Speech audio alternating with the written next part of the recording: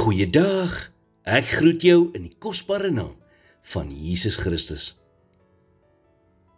Het die ervarings wat jy deurgemaak het in jou lewe, dalk van jou 'n ander mens gemaak, as wat God vir jou oorspronklik bedoel het om te wees? Het van die keuses wat jy in jou lewe gemaak het, gemaak dat jy hopeloos voel, wanneer jy dink oor jou toekoms? Wanneer 'n mens jou selfwaarde in die lewe verloor, is dit soms selfs moeilik om te glo dat God jou kan lief hê. Maar die feit is, hy doen. Hy weet dat daar weggesteek binne in jou 'n persoon is wat groot dinge vir hom kan doen. Maar jou potensiaal om groot dinge in die wêreld te doen, word grootliks beperk wanneer jy van God gediskonnekteer is. Jy sien, wanneer ons God leer ken, hom soos regtig leer ken, vul dit ons met hoop en vertroue, want ons besef dan dat hy groter is as enige situasie wat ons ooit sal teekom. Wanneer ons God se karakter en sy liefde vir ons leer ken, maak dit dat ons hom vertrou in al die areas van ons lewens. Satan wil hê ons moet dink aan al die dinge wat ons nie kan doen nie. Hy wil hê dat ons onsself met ander moet vergelyk en op ons swakhede fokus.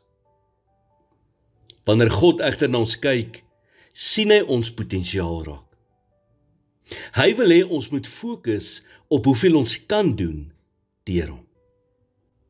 Hy wil hê ons moet staat maak op sy krag en vermoë om die groot dinge te doen wat hy vir ons beplan het. Die Bybel sê in 1 Korintiërs 2 vers 9, maar soos geskrywe is, wat die oog nie gesien en die oor nie gehoor en in die hart van 'n mens nie opgekom het nie, wat God berei het vir die wat hom liefhet. Miskien is jy al vir baie jare van God gediskonnekteer. En vandag dink en glo jy dat dit te laat is vir God om nog groot dinge deur jou lewe te doen. Dis nooit te laat nie. Hy is jou skepper. Hy sien jou as hoogs waardevol en hy ken jou potensiaal. As jy vandag elke deel van jou lewe aan hom sal oorgee, sal jy begin sien dat al die dinge wat hy vir jou voorberei het, skielik tot lewe kom.